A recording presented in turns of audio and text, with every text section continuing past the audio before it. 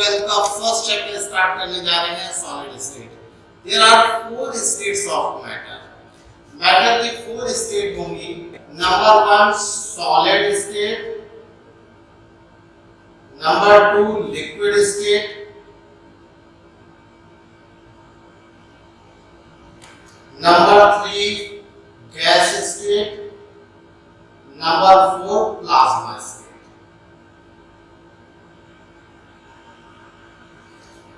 Solid, liquid और gas, इनके बारे में आपने पहले से सुन रखा होगा। प्लाज्मा स्टेट के बारे में शायद कुछ लोगों ने ना सुना हो, तो इनको जरा हम लोग फिगर से देख लेते हैं। There are 4 states of matter: solid state, liquid state, gas state and plasma state. Solid state have definite shape and definite volume. Solid state का डेफिनेट शेप होता है और डेफिनेट वॉल्यूम होता है। सॉलिड स्टेट में पार्टिकल्स अपनी position से move नहीं करते हैं, पार्टिकल्स के बीच में कोई रिलेटिव मोशन नहीं होता है, बट पार्टिकल्स अपनी मीन पोजीशन के अबाउट वाइब्रेट करते हैं। यहाँ पर आपको दिख रहा होगा कि पार्टिकल्स टच कर रहे हैं, मगर ऐसा नहीं होता। दो पार्टिकल्स के बीच में इंटरमॉलिक्यूलर स्पेस होता है। उस इंटरमॉलिक्यूलर स्पेस की वजह से पार्टिकल अपनी मीन पोजीशन के अबाउट वाइब्रेट कर सकता है। इस पोजीशन के अबाउट ये वाइब्रेट कर सकता है। यहाँ पर दो पार्टिकल्स के बीच में इंटरमॉलिक्यूलर स्पेस होगा। माइक्रोस्कोपिक व्यू जब हम लोग देखेंगे तो दो पार्टिकल्स के बीच में स्पेस होगा, इसलिए पार्टिकल्स अपनी मीन पोजीशन के अबाउट वाइब्रेशन करते हैं। सॉलिड के बीच पार्टिकल्स के बीच में इंटरमॉलिक्यूलर फोर्स स्ट्रांग होता है, इसीलिए सॉलिड हार्ड होते हैं। सेकंड स्टेज है लिक्विड स्टेट। लिक्विड स्टेट में वॉल्यूम तो डेफिनेट होता है, बट इसकी शेप इनडेफिनेट होती है, क्योंकि मॉलिक्यूल्स के बीच में रिलेटिव मोशन नहीं होता है, बट क्या होता है, मॉलिक्यूल एक दूसरे पर स्लाइड करते हैं, जिसकी वजह से विद इन वॉल्यूम में मॉलिक्यूल्स रैंडम मोशन करते रहते हैं। लिक्विड स्टेट में force of attraction solid state के कंपैरिजन में कम होता है। यहाँ पर शेप इनडेफिनेट होगी, जिस वेसल में रखी जाएंगी उसकी शेप को ले लेंगे, बट वॉल्यूम डेफिनेट होगा। गैस स्टेट में there is no force of attraction between gaseous molecule, so therefore gaseous molecule expand in its whole volume. अगर कंटेनर क्लोज होगा तो उस क्लोज कंटेनर में पूरे वॉल्यूम को गैस मॉलिक्यूल ऑक्युपाई कर लेंगे। गैस के मॉलिक्यूल के बीच में जीरो फोर्स ऑफ अट्रैक्शन होता है, इसलिए इसका शेप और वॉल्यूम दोनों इनडेफिनेट होता है। Plasma state. प्लाज्मा स्टेट बहुत हाई टेम्परेचर पर पॉसिबल है। ये टेम्परेचर स्टार्स में अवेलेबल होता है, इसलिए प्लाज्मा स्टेट नेचुरली अकर नहीं करती है। इसमें एटम के सारे इलेक्ट्रॉन रिमूव हो जाते हैं। एटम का न्यूक्लियस, ये न्यूक्लियस है, न्यूक्लियस और इलेक्ट्रॉन एक क्लाउड बनाते हैं, जिसे हम लोग प्लाज्मा स्टेट बोलते हैं। इस चैप्टर में हम लोग सॉलिड स्टेट की डिटेल में स्टडी करेंगे, बाकी स्टेट की हम लोग बात नहीं करेंगे। तो देखते हैं सॉलिड स्टेट क्या है। सॉलिड की बेसिक प्रॉपर्टीज है, बेसिक प्रॉपर्टीज।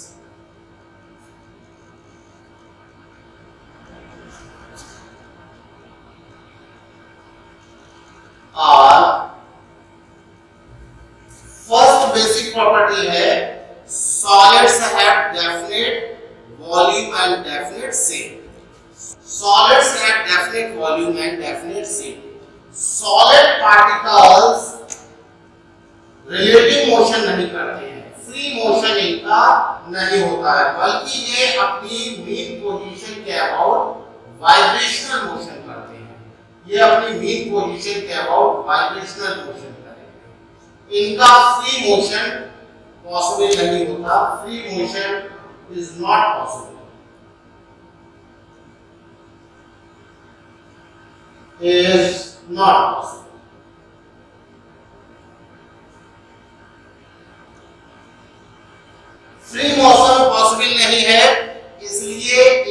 सेम डेफिनेट होगा, सेम डेफिनेट होगा, same is definite.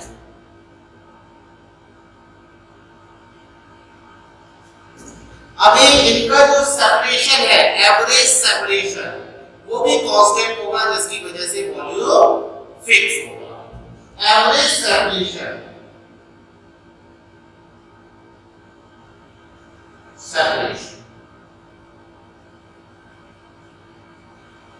Constant,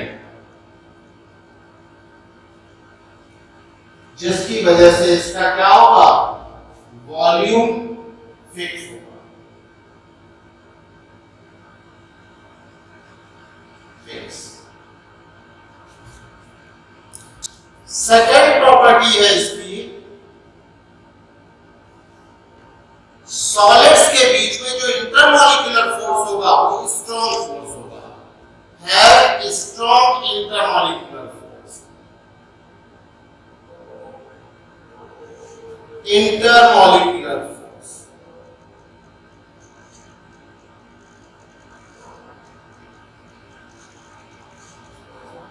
force अभी जरूरी नहीं है कि सॉलिड के पार्टिकल्स मॉलिक्यूलर हो, बल्कि हम ये कह सकते हैं उनके पार्टिकल्स के बीच में स्ट्रॉन्ग फोर्स होगा, जिसकी वजह से क्या होगा है, they are hard solid, they are hard, ये hard in comparison to other state, liquid state और गैसेस स्टेट, ये हार्ड होते हैं। Fourth,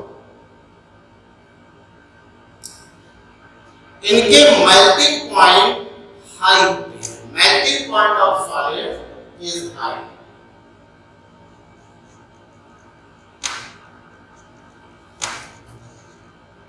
is high.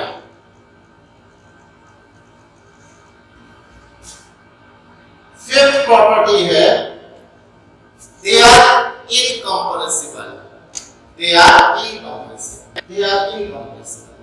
इनकंप्रेसिबल का मतलब है सॉलिड पर हम जब प्रेशर अप्लाई करेंगे तो उनके वॉल्यूम में चेंज नहीं होगा, solids are incompressible.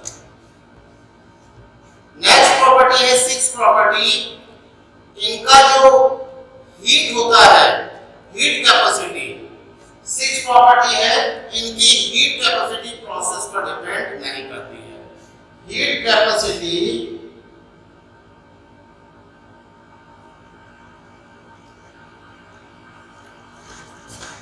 does not depend on process,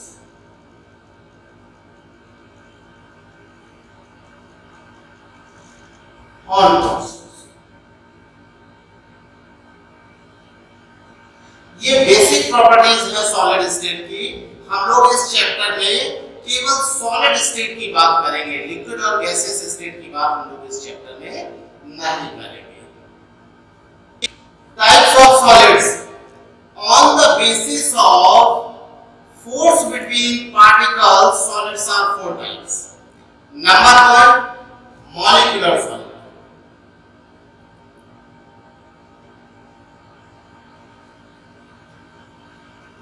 solids।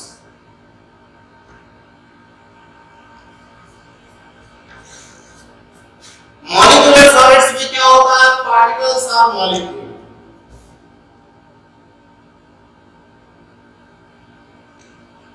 are molecules।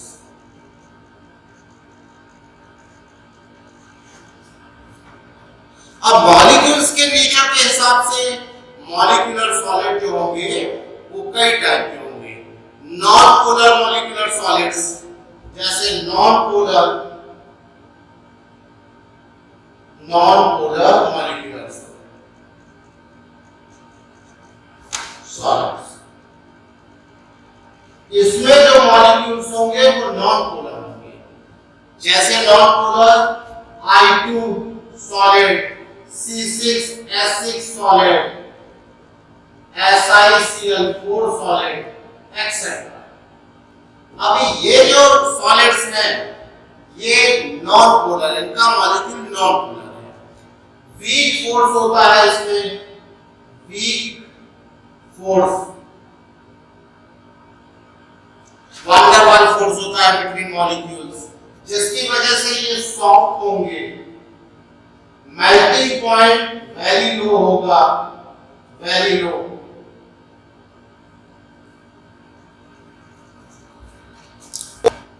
दूसरा मॉलिक्यूलर सॉलिड है polar solid, polar molecular solid. Polar molecular solid में मॉलिक्यूल्स पोलर होंगे, जैसे पोलर में SF6, HCl एक्सेट्रा। इसमें जो फोर्स होगा वो dipole dipole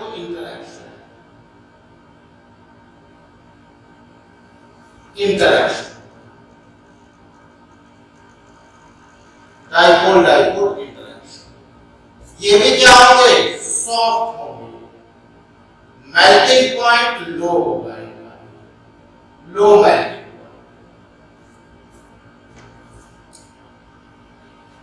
polar with hydrogen bonding,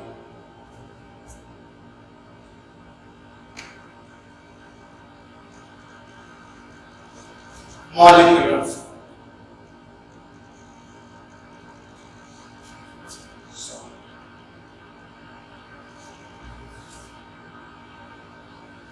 जैसे H2O सॉलिड,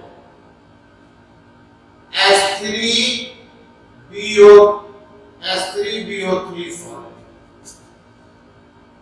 अभी इसमें हाइड्रोजन बॉन्डिंग होती है, तो इसमें हाइड्रोजन बॉन्डिंग स्ट्रॉन्ग फोर्स है, तो हाइड्रोजन बॉन्डिंग की वजह से ये क्या होते हैं, बॉन्ड होती है, जिसकी वजह से ये हार्ड होते हैं, इनके मेल्टिंग पॉइंट भी लो होते हैं। सेकेंड टाइप है आयनिक सॉलिड, आयनिक सॉलिड। आयनिक सॉलिड, आयनिक सॉलिड के बीच में इंटरमॉलिक्यूलर फोर्स आयनिक बॉन्ड होती है, और आयनिक बॉन्ड इलेक्ट्रोस्टैटिक फोर्स है, तो इसके बीच में क्या होगा, electrostatic force of attraction, force of attraction.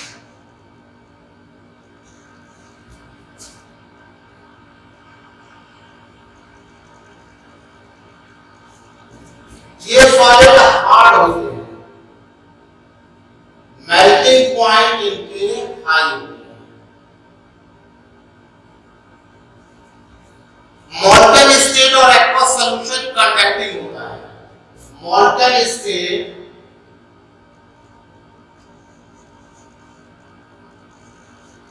And aqueous solution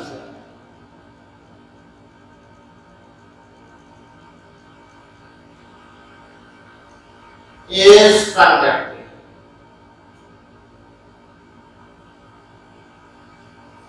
मॉल्टन state और एक्वस सॉल्यूशन इसकी कंडक्टिंग होती है।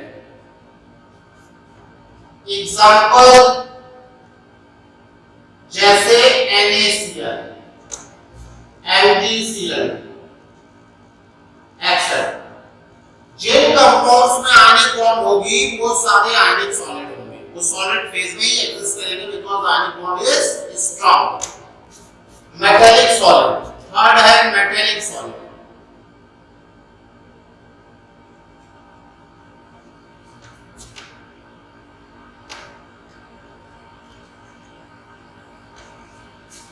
मेटालिक सॉलिड मेटल्स होते हैं और इसमें पार्टिकल्स एटम होंगे, particles are atom,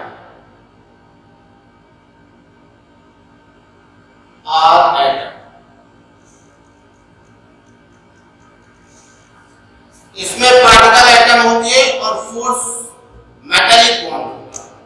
force is metallic bond, force between particle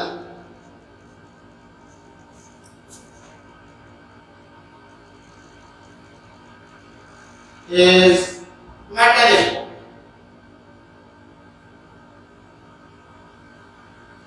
Metallic bond, force between particle is metallic bond।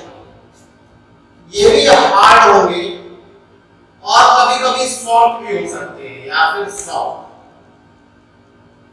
According to nature of metallic bond. जैसे soft का example है soft का example है सोडियम मेटल, और hard का example है iron, copper, nickel etcetera. इनके melting point high होते हैं, मेल्टिंग पॉइंट हाई। फोर्थ है कोवलेंट और नेटवर्क सॉलिड, और नेटवर्क सॉलिड।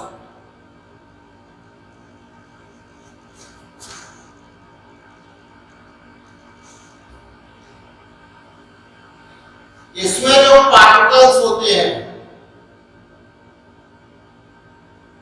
और एटम, इसमें एटम्स के बीच में कोवलेंट बॉन्ड बनती है, और कोवलेंट बॉन्ड बनके एक ह्यूज स्ट्रक्चर बनता है। जब बहुत सारी वीक कोवलेंट बॉन्ड एक साथ ऑपरेट होती हैं तो ये बहुत हार्ड हो जाते हैं, और ये इस तरह के सॉलिड हार्डेस्ट होते हैं। केवल ग्रेफाइट को छोड़ के जितने भी नेटवर्क सॉलिड है वो सब हार्ड है। ग्रेफाइट सॉफ्ट नेटवर्क सॉलिड है, ग्रेफाइट ये सॉफ्ट सॉलिड होता है। बाकी डायमंड,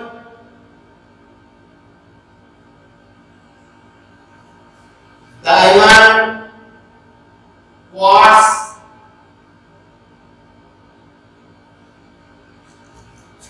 SiC, ये सब हार्ड नेटवर्क सॉलिड है। एक और होता है AnN, एल्युमिनियम नाइट्राइड, ये सब हार्ड सॉलिड होते हैं। Types of solid on the basis of arrangement of particles. Particles के अरेंजमेंट के बेसिस पर सॉलिड्स दो टाइप के होंगे, क्रिस्टलाइन सॉलिड और amorphous solid. Number 1 crystalline solid,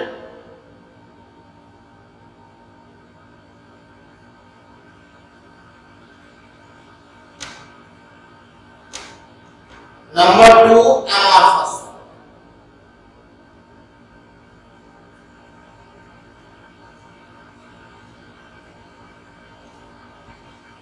इन दोनों टाइप के सॉलिड्स की स्टडी हम लोग कंपेयर करके करेंगे, crystalline solid and amorphous solid. इन दोनों की प्रॉपर्टी हम लोग कंपेयर करके करेंगे। देखिए क्रिस्टलाइन सॉलिड में क्या होता है, arrangement of particles is fix arrangement होता है। They have definite arrangement of particles,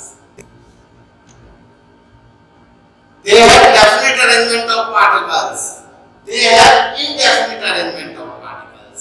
इसमें पार्टिकल का अरेंजमेंट बिल्कुल फिक्स होगा, डेफिनेट होगा, उसी अरेंजमेंट में हर पार्टिकल अरेंज होगा, अरेंजमेंट डिस्टर्ब नहीं होगा।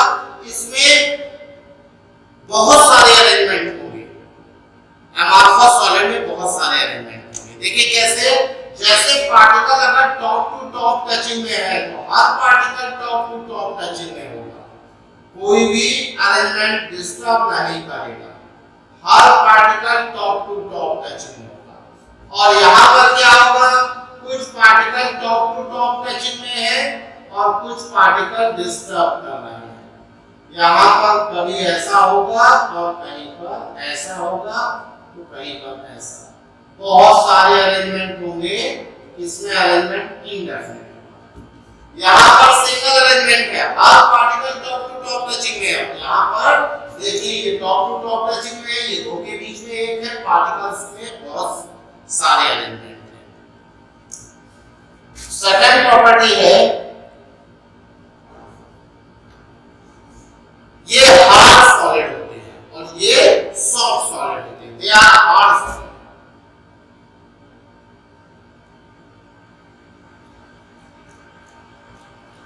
solid, they are soft.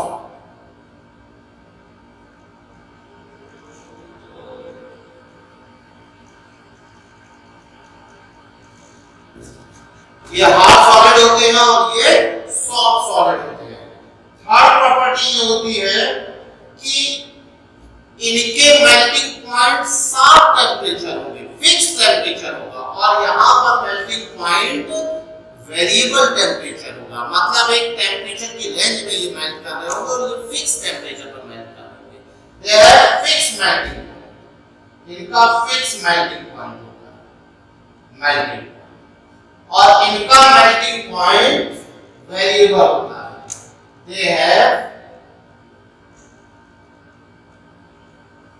Variable melting. Variable melting point का मतलब है कि ये एक टेम्परेचर की रेंज में मेल्ट करते हैं। मतलब सपोज जैसे प्लास्टिक है, 60 डिग्री पर मेल्ट करना स्टार्ट हुआ, 150 पर भी मेल्ट कर रही, 60 से 150 तक प्लास्टिक मेल्ट कर रही है। और यहाँ पर आइस क्रिस्टलाइन सॉलिड है, 0 डिग्री पर मेल्ट कर रहा है, तो 0 डिग्री पर पूरी आइस मेल्ट हो जाएगी। ये सॉलिड स्लोली लिक्विड को फ्रीज करने पर बनते हैं। स्लोली फ्रीजिंग होती है, जिससे क्या होता है, लिक्विड के जो पार्टिकल्स होते हैं वो एक रेगुलर मैनर में अरेंज हो जाते हैं, और ये सॉलिड एमॉर्फस सॉलिड जो होता है सडन फ्रीजिंग से बनते हैं। They form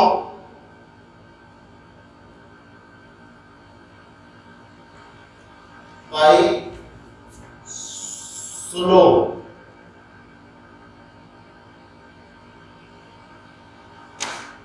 freezing of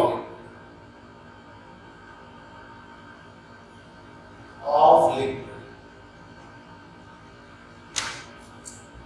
They form by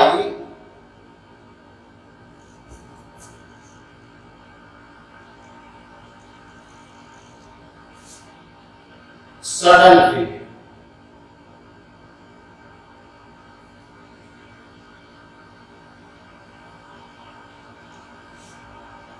of liquid.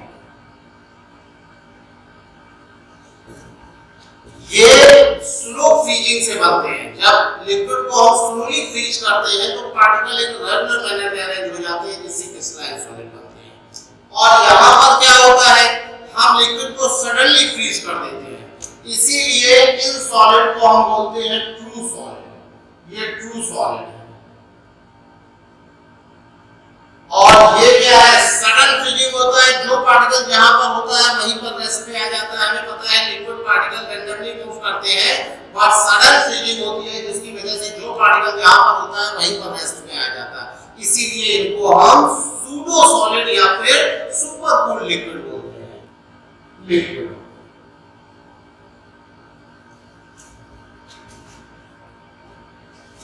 यहां पर ये एनाइसोट्रोपिक प्रॉपर्टी शो करते हैं। दे आर एनाइसोट्रोपिक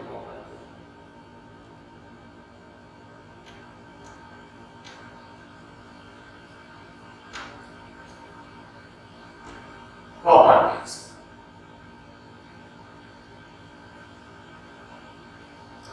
और ये आइसोट्रोपिक प्रॉपर्टीज।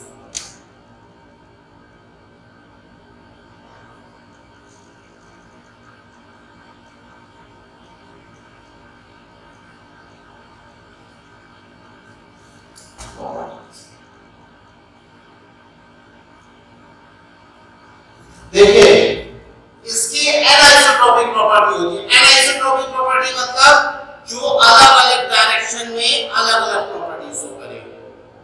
यहां पर क्या होता है, इनके जो क्रिस्टलाइन सॉलिड होते हैं वो डायरेक्शन चेंज होने पे अपनी फिजिकल प्रॉपर्टी चेंज कर देते हैं। जैसे लेंथ के along coefficient of linear expansion alpha 1 है, तो ब्रेड्थ के along coefficient of linear expansion alpha 2 है। लेंथ और ब्रेड्थ में कोएफिशिएंट ऑफ लीनियर एक्सपेंशन बदल जाएगा। क्यों? क्योंकि लेंथ और ब्रेड्थ में जो इंटरमॉलिक्यूलर सेपरेशन है वो अलग अलग होता है।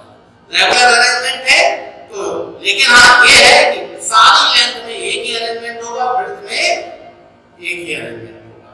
यहाँ पर क्या होता है, अरेंजमेंट इर्रेगुलर होता है, इसलिए कहीं भी कोई भी अरेंजमेंट है तो हर डायरेक्शन में सेम प्रॉपर्टी होती है, और ऐसी प्रॉपर्टी को हम लोग आइसोट्रोपिक प्रॉपर्टी बोलते हैं। Crystalline solid show anisotropic behaviour. Anisotropic behaviour मतलब इनकी फिजिकल प्रॉपर्टीज डायरेक्शन पर डिपेंड करती हैं। यहां देखिए ए से B number of atoms come है और सी से डी नंबर ऑफ एटम्स ज्यादा है, इसलिए ए बी के अलॉन्ग प्रॉपर्टी और सी डी के अलॉन्ग प्रॉपर्टी में डिफरेंस होगा। यही एनिसोट्रोपिक बिहेवियर है। अगर हम लोग लेंथ के according coefficient of linear expansion देखेंगे और ए बी के according coefficient of linear expansion देखेंगे और सी डी के अकॉर्डिंग देखेंगे, तो हम लोग देखेंगे कि लेंथ के अकॉर्डिंग, सी ए के अकॉर्डिंग, लेंथ के अकॉर्डिंग और ब्रेड्थ के अकॉर्डिंग और डायगोनल के अकॉर्डिंग तीनों डायरेक्शन में कोफिशिएंट ऑफ लीनियर एक्सपेंशन की वैल्यू अलग अलग आएगी। क्रिस्टलाइन सॉलिड है डेफिनेट अरेंजमेंट। यहां क्रिस्टलाइन सॉलिड में डेफिनेट अरेंजमेंट है, अमॉर्फस सॉलिड है इररेगुलर अरेंजमेंट। यहां देखिए सारे पार्टिकल्स एक रेगुलर मैनर में अरेंज हैं। अमॉर्फस सॉलिड में अरेंजमेंट यहां पर दो के बीच में एक है ये वाला पार्टिकल, और यहां पर क्या है कि इन दोनों के बीच में गैपिंग ज्यादा है। तो यहां पर देखिए बहुत सारे अरेंजमेंट आप देख रहे हैं, यहां का अरेंजमेंट अलग है, यहां का अरेंजमेंट अलग है और ये अरेंजमेंट अलग है, हर अरेंजमेंट अलग है। यहां पर अरेंजमेंट अलग है और ये अरेंजमेंट अलग है, यहां पर बिल्कुल क्लोज है। तो यहां पर बहुत सारे अरेंजमेंट होते हैं, इसीलिए अमॉर्फस सॉलिड का जो अरेंजमेंट ऑफ पार्टिकल होता है वो इनडेफिनिट होता है। और क्रिस्टलाइन सॉलिड में हर जगह इस लाइन में, इस लाइन में और इस लाइन में, हर लाइन में, हर डायगोनल में देखिए सेम, यहां भी जो अरेंजमेंट है वही अरेंजमेंट इसमें है और वही अरेंजमेंट इसमें है, हर डायरेक्शन में सेम अरेंजमेंट है। Crystalline solid have definite arrangement, amorphous solid have indefinite arrangement. There are more than one arrangement in a crystal. Here only single arrangement in a crystal. Crystalline SiO2, देखिए crystalline SiO2 में एक बिल्कुल fix arrangement है। यहाँ पर silicon और oxygen के atom एक फिक्स अरेंजमेंट में है और यहाँ पर सिलिकॉन और ऑक्सीजन के एटम्स का अरेंजमेंट इररेगुलर अरेंजमेंट है। देखिए यहाँ का जो शेप है और जो यहाँ का शेप है, यहाँ का शेप है, बहुत सारी शेप पॉसिबल है। अमॉर्फस सॉलिड्स में कोई भी रेगुलर अरेंजमेंट नहीं होता और क्रिस्टलाइन सॉलिड में रेगुलर अरेंजमेंट होता है। ये डिफरेंस है क्रिस्टलाइन और अमॉर्फस सॉलिड में। इसीलिए अमॉर्फस सॉलिड सॉफ्ट होते हैं, जहां पर वीक फोर्स ऑफ अट्रैक्शन होगा वहां से सॉलिड ब्रेक हो जाएगा, और क्रिस्टलाइन सॉलिड हार्ड होते हैं, स्मूथ होते हैं। इनका अरेंजमेंट लॉन्ग लेंथ तक चलता है। ये लॉन्ग लेंथ सॉलिड होते हैं, लॉन्ग एक्सपेंशन होता है और इनका जो एक्सपेंशन होता है वो शॉर्ट एक्सपेंशन होता है। छोटे छोटे पार्टिकल्स में ये ब्रेक हो जाते हैं। इसके एग्जांपल देखिए, एग्जांपल में R2, ये है मॉलिक्यूलर क्रिस्टलाइन सॉलिड, क्योंकि इसमें मॉलिक्यूल्स हैं। H2O, H3BO3, ये है molecular crystalline solid with hydrogen bonding. इसी तरह से HCl और SF6, ये है polar molecular crystalline solid. NaCl, CaCl2, ये है आपके ionic crystalline solid. Copper iron metallic crystalline solid. Graphite diamond, graphite diamond, ये नेटवर्क क्रिस्टलाइन सॉलिड। यहां पर अमॉर्फस के एग्जांपल हैं